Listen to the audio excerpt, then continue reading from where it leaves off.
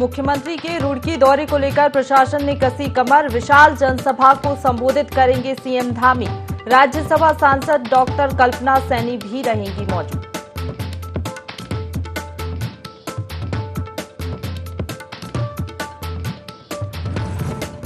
नशा मुक्ति भारत अभियान के तहत जागरूकता रैली। चंपावत में एसएसबी और स्कूल के छात्र छात्राओं ने निकाली जागरूकता रैली। लोगों को दिया नशे से बचने का संदेश।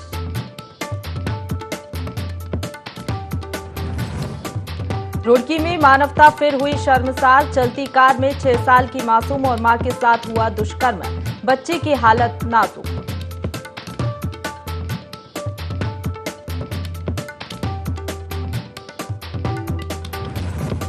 ऋषिकेश एम्स को मिला नया डायरेक्टर। प्रोफेसर मीनू सिंह संभालेंगी एम्स की जिम्मेदारी।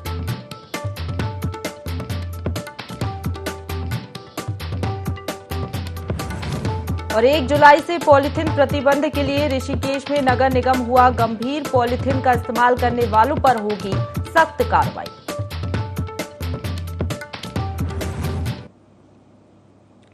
नमस्कार, देवभूमि लाइव में आप सभी का स्वागत है। आपके साथ मैं हूं प्रशंसा। सूबे के मुखिया पुष्कर सिंह धामी का आज रुड़की दौरा रहेगा।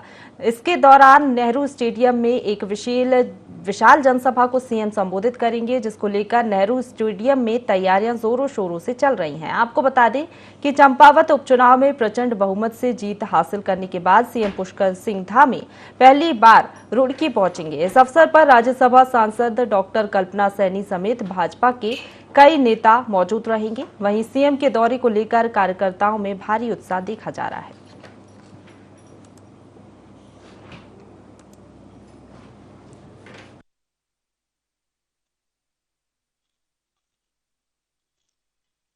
मुख्यमंत्री जी के विधायक निर्वाचित होने के बाद ये पहला रुड़की आगमन का कार्यक्रम है और भव्यता के साथ और इस कार्यक्रम को हो ऐसा हमने पूरा अरेंजमेंट यहाँ पर करने का प्रयास किया है। आप देख सकते हैं चारों तरफ से दीवारों पर पुताई का विषय हो या बढ़िया मंच के साथ सजावट का विषय हो, बहुत बढ़िया और सुंदर कार्यक्रम, व्यवस्थित कार्यक्रम और पूरी संख्या का कार्यक्रम, ऐसा कार्यक्रम होगा, मुझे ऐसी पूर्ण विश्वास है। माननीय सीएम साहब के चंपावत से निर्वाचित होने पर और डॉक्टर कल्पना सैनी जी के निर्वाचित होने पर, राज्यसभा सदस्य निर्वाचित होने पर आज यहाँ कल 26 तारीख को 12 बजे का कार्यक्रम नेहरू स्टेडियम में रखा गया है और 2 दिन से ही सभी कार्यकर्ता तैयारी में लगे हुए हैं और भव्य स्वागत यहाँ माननीय सीएम साहब का और डॉक्टर कल्पना सैनी जी का भव्य स्वागत होने वाला है। चलिए, इसी पर ज्यादा बातचीत के लिए हमारे साथ प्रिंसिपल करस्पॉन्डेंट कैलाश लाइव जुड़ गए। सीधे उन्हीं का रुख करेंगे। कैलाश, सीएम पुष्कर सिंह धामी का आज रुड़की दौरा है, कितने बजे तक वो वहां पर पहुंच जाएंगे? और जिस तरीके से हमने देखा तैयारियां जोरों शोरों पर है, पूरी तैयारियां लगभग पूरी है। बिल्कुल, देखिए आज दोपहर का कार्यक्रम मुख्यमंत्री पुष्कर सिंह धामी का है, रुड़की वो पहुंचेंगे और जिस तरीके से अब जो प्रशासन ये कह चुका है, तमाम जिलाधिकारियों को इंस्ट्रक्शंस भी दिए जा चुके हैं कि हर जिलों का दौरा मुख्यमंत्री हफ्ते में 2 दिन करेंगे। तो अब उसी की कड़ी में इस कार्यक्रम को देखा जा रहा है कि रुड़की आज वो पहला, कल वो रुद्रपुर में थे, आज रुड़की में वो रहेंगे। और रुड़की के जो लोग हैं, क्योंकि मैं आपको बता दूं कि जो राज्यसभा सांसद हैं डॉक्टर कल्पना सैनी, वो भी निर्वाचित राज्यसभा के लिए हुई हैं और मुख्यमंत्री का उपचुनाव जीतने के बाद ये पहला रुड़की दौरा होगा। तो जाहिर तौर पर चाहे कार्यकर्ताओं के उत्साह की बात करें और लोगों को सौगात की बात करें, तो कई चीजें ऐसी हैं जो आज रुड़की के लोगों को मिल सकती हैं। कुछ घोषणाएं जरूर आज मुख्यमंत्री कर सकते हैं रुड़की को लेकर, क्योंकि रुड़की आईआईटी हब कहा जाता है, आईआईटी के लिए बहुत मशहूर है। उसके बाद यहाँ पर बात करें तो हरिद्वार जिले का एक महत्वपूर्ण शहर रुड़की है। तो जाहिर तौर पर आज लोगों को उम्मीद आज मुख्यमंत्री से होगी कि कुछ न कुछ सौगात जरूर रुड़की को देंगे। क्या लग रहा है, कौन कौन सी सौगातें दे सकते हैं?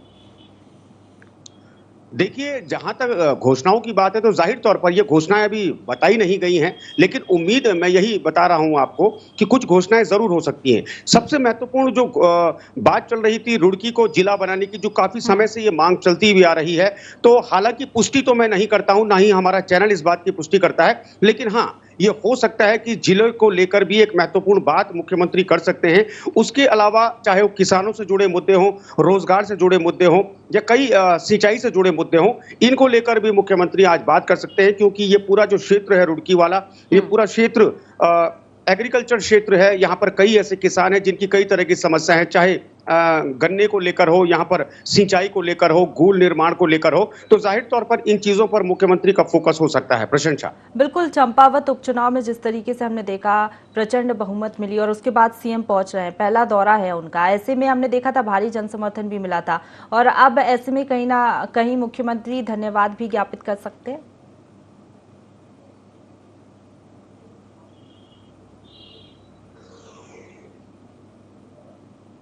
आवाज पहुंच पा रही है आप तक? हाँ प्रशंसा, अपना सवाल आप दोबारा बिल्कुल, जिस दोहराएंगे? तरीके से हमने चंपावत उपचुनाव में देखा था, भारी बहुमत मिली थी, जनसमर्थन मिला था, अब सीएम पहली बार वहां पर पहुंच रहे हैं, तो कह सकते हैं जनसमर्थन एक बार फिर से मिलेगा और सीएम कहीं ना कहीं धन्यवाद ज्ञापित करते हुए भी नजर आ सकते हैं अपने संबोधन में। जाहिर तौर पर बिल्कुल, देखिए वाकई में जनसमर्थन मिला था, चंपावत के उपचुनाव में अपार जनसमर्थन मिला था और उसके बाद हरिद्वार जिले से ही राज्यसभा सांसद यहां पर बनाई गई डॉक्टर कल्पना सैनी, तो कहीं ना कहीं लोगों को लेकर भी लोगों को धन्यवाद भी करेंगे और लोग भी उनको धन्यवाद करेंगे, क्योंकि हरिद्वार को एक नई पहचान एक राज्यसभा के रूप में मिली है। क्योंकि अगर मैं लोकसभा की बात करूं, लोकसभा से तो वहां डॉक्टर रमेश पोखरियाल निशंक सांसद हैं ही, लेकिन राज्यसभा से एक महिला को वहां से भेजा जाना, जिस महिला का लिस्ट में नाम नहीं था और अचानक वहां पर उस महिला को राज्यसभा भेज देते हैं, तो कहीं ना कहीं ये वाकई दूरदर्शिता है मुख्यमंत्री की भी और सरकार की भी कि ऐसे महिला को आपने आगाह किया है और जिससे जाहिर तौर पर अगर बीजेपी संगठन की बात करें तो इससे कई यहां पर निशाने साधने की कोशिश यहां पर बीजेपी ने की है, क्योंकि अब 2024 में चुनाव आने वाले हैं और सैनी बाहुल्य क्षेत्र है, चाहे रुड़की मतलब हरिद्वार, अगर मैं पूरे जिले की बात करूं, सैनी लोग बहुत वहां पर अधिक संख्या में है, बाहुल्य क्षेत्र में है, तो कहीं ना कहीं जाहिर तौर पर मुख्यमंत्री आज धन्यवाद भी अदा करेंगे यहां पर लोगों का,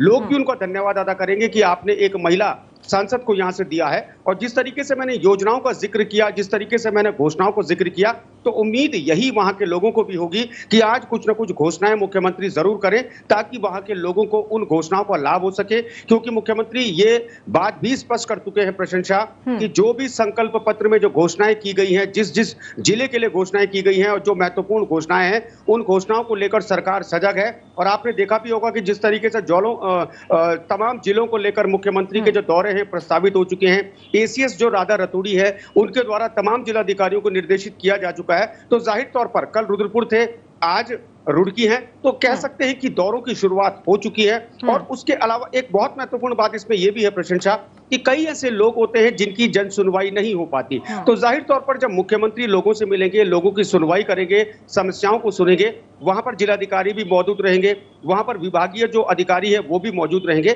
तो कई ऐसी समस्याएं हैं लोगों की जिनका मौके पर ही निस्तारण हो पाएगा, जो लोगों के लिए एक बहुत बड़ी उपलब्धि हो। बिल्कुल, चलिए बहुत शुक्रिया आपका हमारे साथ जुड़ने के लिए और तमाम जानकारी साझा करने के लिए। तो चलिए अगली खबर की ओर बढ़ेंगे, जहां केंद्र सरकार ने सिंगल यूज प्लास्टिक को पूरी तरह से प्रतिबंधित करने का फैसला लिया है। वहीं नगर निगम ऋषिकेश को मेयर के मुताबिक सरकार ने इसके बाबत नोटिफिकेशन भी जारी कर दिया है, जिस पर तीर्थ क्षेत्र ऋषिकेश में निगम प्रशासन ने अमल शुरू कर दिया है। मेयर ने प्रेस वार्ता कर बताया कि फिलहाल 30 जून तक निगम के कर्मचारियों की ओर से विभिन्न सामाजिक व अन्य संस्थाओं के सहयोग से शहर के लोगों और व्यापारियों को जागरूक किया जाएगा। वहीं 1 जुलाई से नोटिफिकेशन के तहत छापेमारी अभियान शुरू कर पकड़ में आने वाले लोगों के खिलाफ कार्रवाई भी की जाएगी।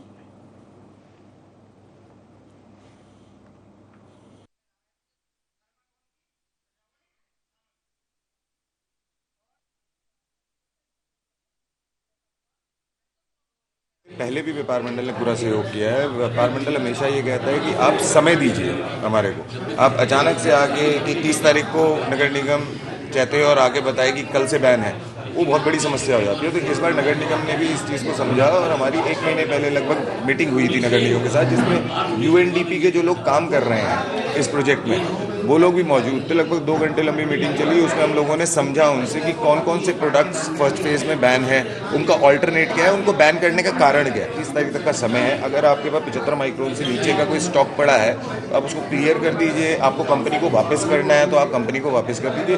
वो वापस करने के बाद 30 तारीख के बाद यदि आपके पास किसी प्रकार की छापेमारी होती है 1 तारीख को या आपके पास स्टॉक पाया जाता है, उसमें व्यापार मंडल आपका सहयोग नहीं करता। 1 जुलाई से भारत सरकार की पूरी गाइडलाइन है कि 1 तारीख से जुलाई से पूरी तरह से सिंगल यूज प्लास्टिक पूरी तरह से प्रतिबंधित हो जाएगा। उसके बावजूद भी यदि कोई नहीं मानेगा तो उसके जो दंडात्मक कार्रवाई है एक्ट के अनुरूप जो भी नियमानुसार जो भी कार्रवाई होगी उन पे की जाएगी। लगातार सुर्खियों में रहने वाले ऋषिकेश एम्स को आखिरकार स्थायी डायरेक्टर मिल चुका है, जिसकी आधिकारिक घोषणा भी हो चुकी है। प्रोफेसर मीनू सिंह ऋषिकेश एम्स के निदेशक पद की कमान संभालेंगी। वहीं लोगों को भी अब उम्मीद है कि पिछले दिनों निदेशक की कमी ऋषिकेश एम्स की चरमराई व्यवस्था भी पटरी पर लौटेगी। बता दें, पिछले दिनों बिना डायरेक्टर के ऋषिकेश में एम्स में चरमराती स्वास्थ्य व्यवस्थाओं को अब बेहतर दिशा मिलने की उम्मीद है।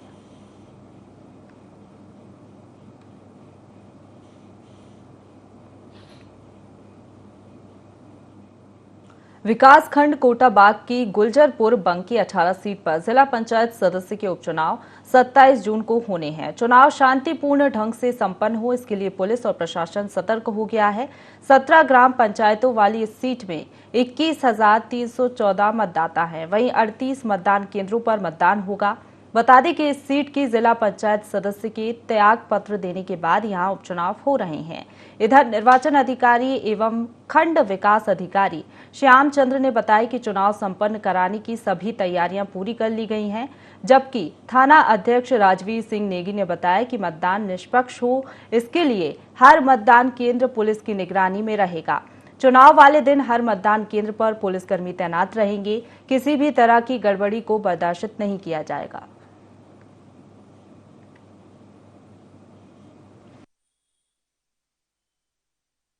हमारे वहाँ गुलजारपुर बंकी जिला पंचायत सीट है। इसमें सोमवार 27 तारीख को उपचुनाव है, जिसमें 38 बूथ हैं। सुरक्षा के लिए सभी मतदान केंद्र में पुलिस बल तैनात किया गया है और इसमें जो है 2 प्रत्याशी चुनाव लड़ रहे हैं। नशा मुक्ति भारत अभियान के तहत पंचम वाहिनी एसएसबी चंपावत के कमांडेंट प्रमोद देवरानी के दिशा निर्देश पर एसएसबी जवानों और केंद्रीय विद्यालय के छात्र छात्राओं ने क्षेत्र के लोगों को नशे के प्रति जागरूक करने वाहिनी परिसर से लेकर चंपावत बाजार तक जागरूकता रैली निकाली। रैली में एसएसबी के जवानों और छात्र छात्राओं ने नारों के माध्यम से लोगों को नशे के प्रति जागरूक किया और नशे से होने वाले नुकसान के बारे में जानकारी दी। साथ ही हर दिल की है अब ये चाहत, नशा मुक्त हो भारत आदि नारे लगाए। इस दौरान एसएसबी कमांडेंट प्रमोद देवरानी ने बताया कि नशे से आजाद हो भारत पखवाड़ा मनाया जा रहा है, जिसके तहत एसएसबी के जवानों और छात्र छात्राओं ने लोगों को नशे के प्रति जागरूक करने के लिए रैली निकाली। कमांडेंट प्रमोद देवरानी ने सभी क्षेत्रवासियों से नशे को छोड़ने की अपील की। उन्होंने कहा कि नशा पतन का कारण है। इसके साथ ही कमांडेंट देवरानी ने सभी युवाओं से इस नशा मुक्त भारत अभियान को सफल बनाने के लिए आगे आने की अपील की है।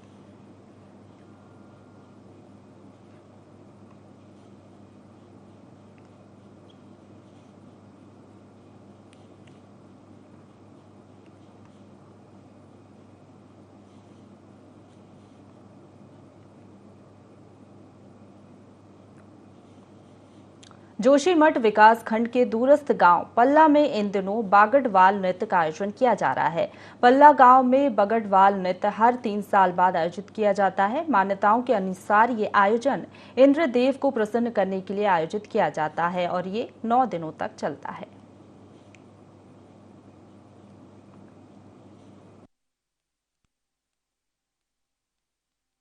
बलगौर राजा का मिला है और ये हमारी परंपरा है और जो पल्ला गांव की मतलब इष्ट देवता है और इसको तो हर तीसरे वर्ष में इसका मेले का आयोजन किया जाता है यहाँ पे और सभी लोग मिलजुल करके।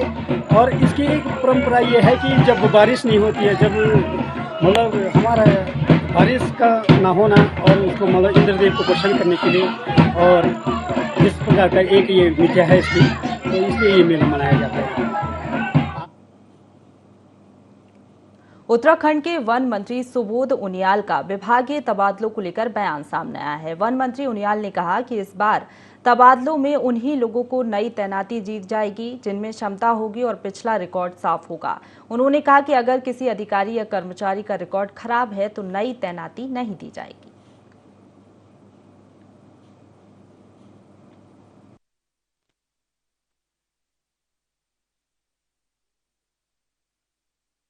देखिए शुरुआत है, शुरुआत में आपने देखा है काफी कुछ अधिकारियों के खिलाफ कार्रवाई की गई। अभी देखिए आगे आगे होता है क्या, बक्सा किसी को नहीं जाएगा।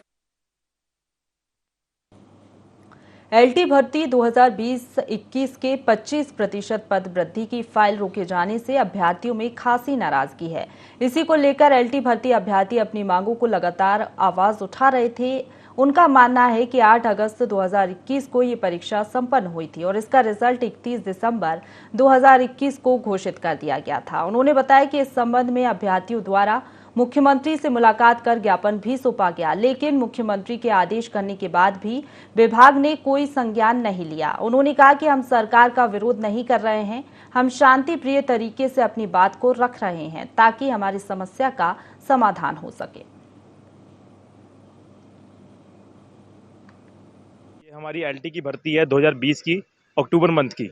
तब से हम लोग, उसके बाद हमारा जो एग्ज़ाम हुआ है 2021 में हुआ है इसका एग्ज़ाम, और रिजल्ट हमारा 31 दिसंबर 2021 को आ गया था।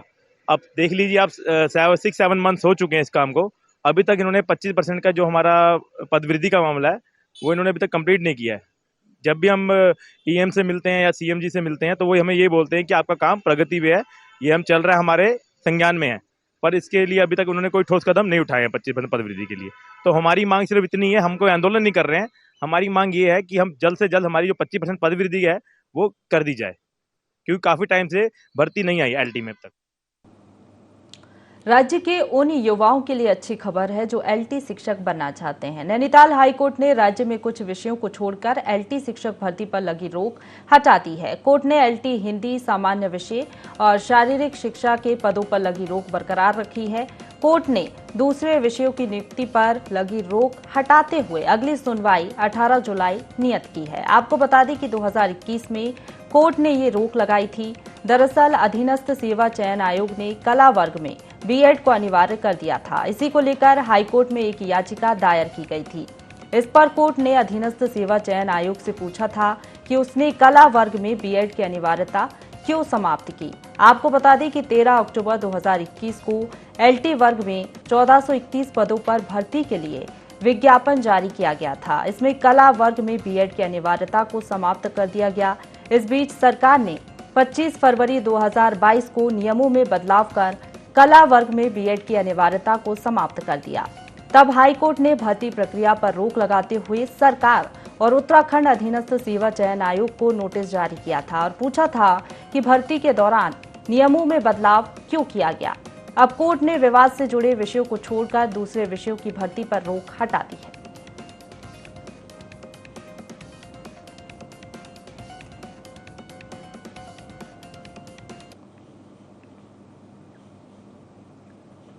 उत्तराखंड कांग्रेस के पूर्व प्रदेश अध्यक्ष प्रीतम सिंह ने जीरो टॉलरेंस पर सरकार को निशाने पर लिया। प्रीतम सिंह ने कहा कि बर्खास्त आईएएस रामविलास यादव को लेकर सरकार की कोई उपलब्धि नहीं है। किसी व्यक्ति ने शिकायत दर्ज कराई थी जिसके बाद विजिलेंस ने कार्रवाई की। उन्होंने कहा कि अगर सरकार की मंशा भ्रष्टाचार मुक्त प्रदेश करने की होती तो एमएच 74 पर सीबीआई की जांच हो चुकी होती। साथ ही प्रीतम सिंह ने कहा कि सरकार ने लोकायुक्त को लेकर भी कोई पहल नहीं की है।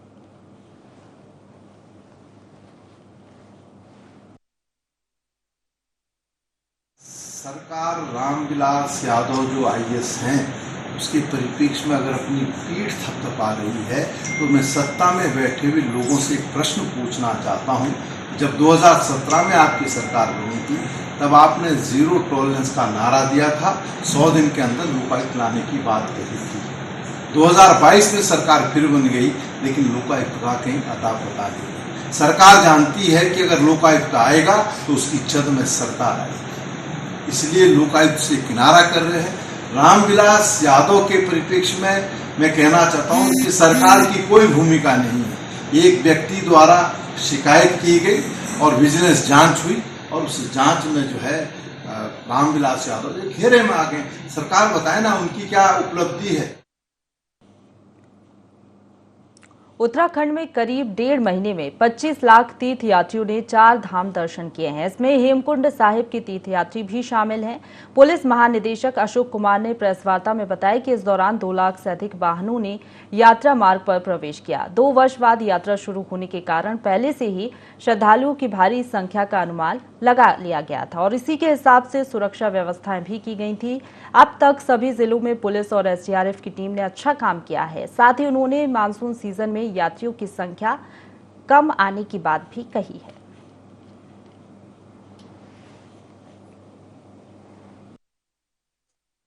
देखिए, अभी आज हमने जो डाटा रिलीज किया है उसमें हमने सभी चारों धाम का और हेमकुंड साहिब का पूरा डाटा दे दिया है, कहाँ पे कितने यात्री पहुंचे। लगभग 1.5 महीने की यात्रा पूरी हुई है और उसी में 25 लाख प्लस यात्री जो है 25,09,981 यात्री जो है दर्शन कर चुके हैं। और अभी तक का जो ओवरऑल रिकॉर्ड रहा है 2019 का था 34 लाख कुछ संख्या थी। तो इसका मतलब जो हमारा जो अनुमान था वो सही था कि 2 साल का जो ब्रेक आया है उसके बाद यात्रा जो है बहुत ज़्यादा बढ़ेगी। मुझे जो 27 से मानसून आने की जो संभावना लग रही है उसके साथ और आगे थोड़ा डाउन जाएगी, बट ये भी मेरी सोच है कि 15 सितंबर के बाद पुनः यात्रा उठेगी। तो जो आंकड़े सर्टेनली पिछले वर्षों से ओवरऑल आज तक का ओवरऑल रिकॉर्ड जरूर बनेगा इस वर्ष।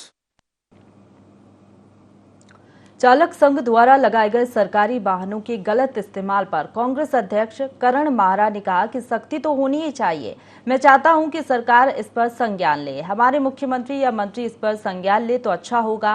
राष्ट्र का पैसा किसी भी अय्याशी के लिए नहीं है।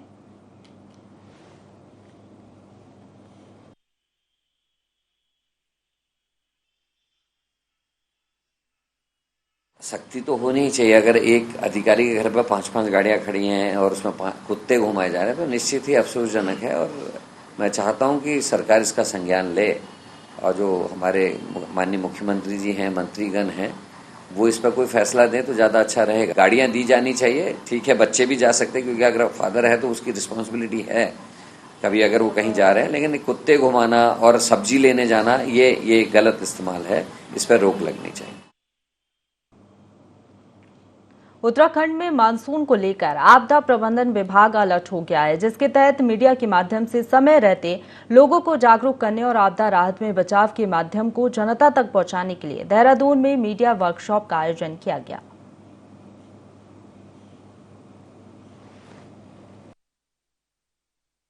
आपदा के मौसम में ये मानसून के सत्र में हम जून से लेकर सितंबर तक 2 राज्य में 2 हेलीकॉप्टर्स, एक गौचर में और एक पिथौरागढ़ में रखते आए हैं। इस बार भी इसकी